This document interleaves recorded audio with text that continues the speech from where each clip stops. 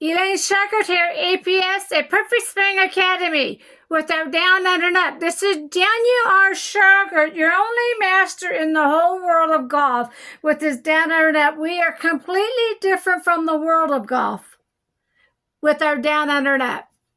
I want everybody to start with the short game, get that short game down, the half shot like Daniel R. Shauger is training you. You never have to pay for lessons again. The next drill is the rope and pole drill. The pole drill teaches you shift and turn to the right, and Dan will go into more details about that. The next one is the rope and pole drill. It teaches you how to shift the heels up and down, knees back and forth, elbows back and forth. That means one leg straight, one leg back, one leg straight, one leg bent, back and forth. It teaches you how to do that. Right now, you're used to doing two legs bent or two legs straight, and you keep your feet flat on the ground. We use our heels up and down. We do not do wide stance. The next DVD you got to learn is the Little Club DVD. It's the right arm movement with the right wrist movement. These are Daniel Shauger's words, not Mike Alston.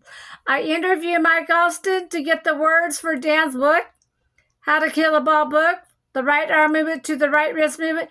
Mr. Austin said, Dan's a smart man, he'll get it. I related it back to Dan saying, Mike Austin says you're a smart man, you'll get it on the right arm movement to the right wrist movement. Meanwhile, Dan can train anybody. Now he has to go back up to the golf course and study the right arm movement to the right wrist movement to put in his book, the second book, How to Kill the Ball book. He came back saying, I know how to put it into words now. So these are Daniel Shauger's words in the book, How to Kill the Ball book, not Mike Alston's. And his DVD, the Little Club DVD, these are Daniel Shauger's words, not Mike Alston. Here's Daniel, your master. Starts it around the arc. They slam down to the left heel and a pickup of the right that's laterally slides us. From this position, the club freewheels through the shot. It is important that the arms stay where they were to the right of the body.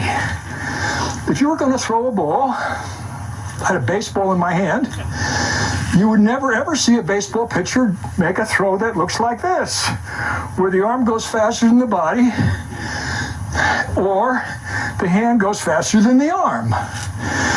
If you see a baseball pitcher throw, his arm is back, the hand is well behind the arm, and what leads is the humerus bone, followed by the forearm, and that straightens when the turn gets to about where we can't turn anymore.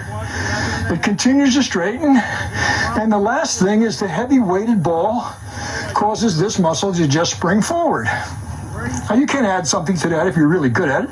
I suggest you don't for a long time, but that's how it works. When you're at the top of the backswing and both of your arms are to the right,